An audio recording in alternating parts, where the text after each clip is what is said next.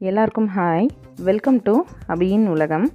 இன்றைக்கி நம்ம சேனலில் ரொம்ப சிம்பிளாக சூப்பரான முருங்கைக்கீரை சாம்பார் எப்படி ப்ரிப்பேர் பண்ணலாம் அப்படிங்கிறது தான் பார்க்க போகிறோம். இது ரொம்ப ஈஸியான மெத்தட். காலையில் நம்ம சீக்கிரமாக செய்யணுங்கிறப்ப இந்த மாதிரி சாம்பார் ப்ரிஃபர் பண்ணால் சீக்கிரமாக பண்ணி முடிச்சிடலாம்.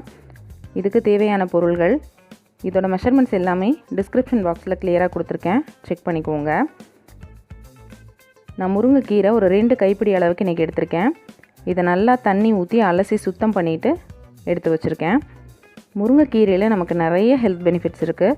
முக்கியமாக ப்ரெஸ்ட் ஃபீட் பண்ணக்கூடிய மதர்ஸ்க்கு இது ரொம்ப ஹெல்ப் பண்ணும். யாரெல்லாம் குழந்தைங்களுக்கு பால் கொடுத்துட்ருக்காங்களோ அவங்க அடிக்கடி ஃபுட்டில் முருங்கைக்கீரை எடுத்துக்கலாம். இது நல்ல மில்க் செக்ரிகேஷன் அதிகமாகிறதுக்கு நமக்கு ஹெல்ப் பண்ணும். அதே மாதிரி கன்சீவாக இருக்கக்கூடிய மதர்ஸ் அப்படி இருக்கிறவங்க அடிக்கடி முருங்கைக்கீரை எடுத்துக்கலாம். இது ஹீமோக்ளோபினை நமக்கு ரொம்ப இன்க்ரீஸ் பண்ணி கொடுக்கும். அதாவது ரத்த சோகை வராமல் தடுக்கிறதுக்கு நமக்கு ஹெல்ப் பண்ணும். அதே மாதிரி கான்ஸ்டிபேஷன், மலச்சிக்கல்லாம் இருந்ததுன்னா அடிக்கடி முருங்கைக்கீரை ஃபுட்டில் எடுத்துகிட்டே வந்தோன்னா மலச்சிக்கல் வராமல் நம்மளால் தடுக்க முடியும். அதே மாதிரி அல்சர், அதுக்கப்புறம் வாய்ப்புண், இந்த மாதிரி நிறைய விஷயங்களை நமக்கு இந்த முருங்கைக்கீரை க்யூர் பண்ணி கொடுத்துரும்.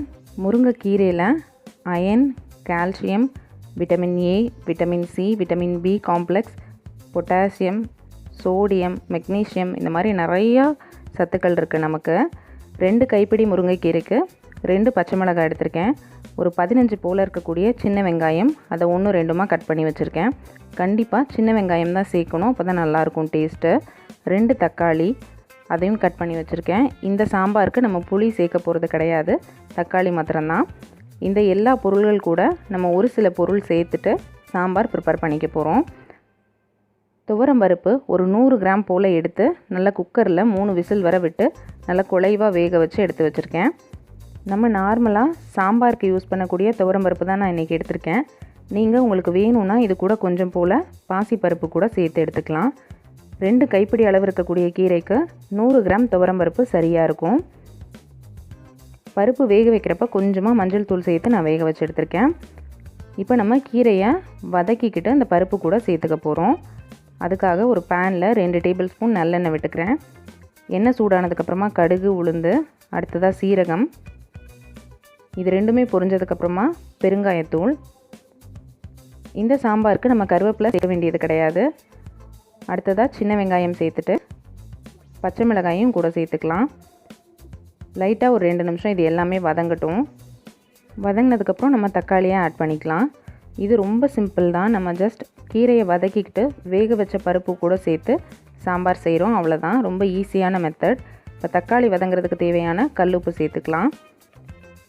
தக்காளி வதங்கினதுக்கப்புறமா 2 டேபிள் ஸ்பூன் குழம்பு மிளகாய்த்தூள், 1 டீஸ்பூன் மிளகாய்த்தூள், கொஞ்சம் போல் மஞ்சள் தூள் சேர்த்துக்கிறேன்.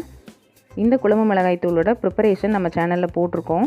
அதோட லிங்க் ஐகார்ட்லேயும் டிஸ்கிரிப்ஷன்லேயும் கொடுக்குறேன், தேவைப்பட்டால் செக் பண்ணி பார்த்துக்கோங்க.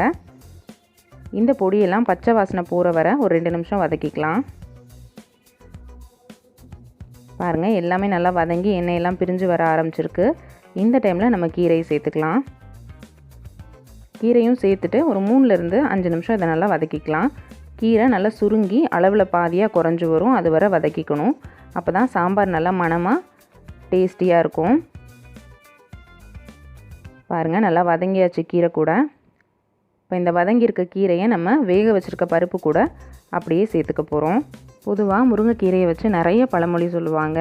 அதில் ஒன்று பார்த்திங்கன்னா, முருங்கையை வச்சவன் வெறும் கையோடு போக மாட்டான் அப்படின்னு சொல்லுவாங்க. பொதுவாக நம்ம வீட்டில் முருங்கை மரம் இருக்குன்னா நம்ம வெறும் கையோடு போக மாட்டோம். இதுக்கு என்ன அர்த்தம்னா, வயசான காலத்தில் கூட நம்ம அடுத்தவங்களோட ஹெல்ப் இல்லாமல், எந்த விதமான தள்ளாட்டம் இல்லாமல் கம்பு ஊனிட்டுலாம் நடக்க வேண்டிய தேவை இருக்காது. நல்லா ஸ்ட்ரென்த்தாக இருக்கலாம், யாரோட ஹெல்ப்பையுமே எதிர்பார்க்காமல் நல்லா ஹெல்த்தியாக இருக்கலாம். அதுக்கான அர்த்தம் தான் முருங்கையை வச்சவன் வெறும் கையோடு போக மாட்டான் அப்படின்னு சொல்கிறது. இப்போ பாருங்கள், இந்தளவு திக்காக இருக்குது. நீங்கள் சாம்பார் சாதம், ரசம் இதுக்கெலாம் தொட்டுக்க போகிறீங்கன்னா இந்த அளவுக்கு திக்காக வச்சுக்கோங்க. நான் இன்றைக்கி சாதத்துக்கு ஊற்றி சாப்பிட்ற மாதிரி பண்ண போகிறேன். அதனால் ஒரு 1/2 டம்ளர் போல் தண்ணி சேர்த்துட்டு இன்னும் கொஞ்சம் கூட உப்பு சேர்த்துட்டு இதை குக்கரோட மூடி போட்டுட்டு 2 விசில் மாத்திரம் வச்சு எடுத்துக்க போகிறேன். நீங்கள் உங்களுக்கு வேணும்னா உப்பு காரம் செக் பண்ணிவிட்டு இந்த டைமில் ஆட் பண்ணிக்கலாம். பாருங்கள், கரெக்டான கன்சிஸ்டன்சியில் இருக்குது. இதை நம்ம சாதத்துக்கு விட்டு சாப்பிட்றப்ப கரெக்டாக இருக்கும். இதை வேக வச்சு நம்ம எடுத்துக்கலாம். அதே மாதிரி முருங்கையை நொறுங்க சாப்பிட்டா 3000 கிட்டத்தில் வராது அப்படின்னு சொல்லுவாங்க. முருங்கைக்கீரை, அதாவது முருங்கை அந்த மரத்தில் இருக்கக்கூடிய பொருள் எந்த அளவுக்கு நம்ம எடுத்துக்கிறோமோ அந்த அளவுக்கு நமக்கு 3000 விதமாக இருக்கக்கூடிய நோய்கள் வந்து கிட்டத்திலே வராது அப்படிங்கிறது தான் இந்த பழமொழிக்கு அர்த்தம். ஸோ வந்து நம்ம அந்த காலத்துலேருந்தே இருக்கக்கூடிய பழமொழியெல்லாம் வச்சு முருங்கை அதோட மரத்தில் வந்து எவ்வளோ பயன்கள் இருக்குது அப்படின்னு தெரிஞ்சுக்கலாம். பாருங்கள், நமக்கு சாம்பாரும் சூப்பராக பழமொழி பேசிகிட்டே ரெடி ஆயாச்சு. கரெக்டான கன்சிஸ்டன்சியில் இருக்குது. இந்த சாம்பாரை சுட சுட இருக்கக்கூடிய சாதத்தில் விட்டுட்டு கொஞ்சமாக நெய் விட்டு சாப்பிட்டா ரொம்ப டேஸ்டியாக இருக்கும். இதுக்கு நம்ம உருளைக்கிழங்கு ஃப்ரை, முட்டைக்கோஸ் பொரியல் இந்த மாதிரி இருக்கக்கூடிய சாதாரண சைட் டிஷ் எதுவாக இருந்தாலும் வச்சு சாப்பிட்லாம். ரொம்ப நல்லாயிருக்கும். முருங்கைக்கீரை பார்த்திங்கன்னா நம்மளோட ரத்தத்தில் இருக்கக்கூடிய கெட்ட கொழுப்பெல்லாம் கரைச்சிரும். அதே மாதிரி பிளட் சுகர், ரத்தத்தில் இருக்கிற சர்க்கரையோட அளவை கண்ட்ரோலில் வச்சுக்கும். அதே மாதிரி பிளட் ப்ரெஷரையும் கண்ட்ரோலில் வச்சுக்கும். ஸோ நிறைய ஹெல்த் பெனிஃபிட்ஸ் இருக்குது. கண்டிப்பாக நீங்களும் இந்த முருங்கைக்கீரை சாம்பாரை உங்கள் வீட்டில் ட்ரை பண்ணி பார்த்துட்டு உங்களோட ஃபீட்பேக்ஸை என்னோட கமெண்ட் செக்ஷனில் ஷேர் பண்ணிக்கோங்க. என்னோடய வீடியோஸ் உங்களுக்கு பிடிச்சிருக்கும்னு நினைக்கிறேன். அப்படி பிடிச்சிருந்தா நம்ம சேனல் அபியின் உலகம்க்கு சப்ஸ்கிரைப் பண்ணிவிட்டு உங்கள் ஃப்ரெண்ட்ஸ் அண்ட் ஃபேமிலிக்கு ஷேர் பண்ணிடுங்க. தேங்க்யூ ஃபார் வாட்சிங்.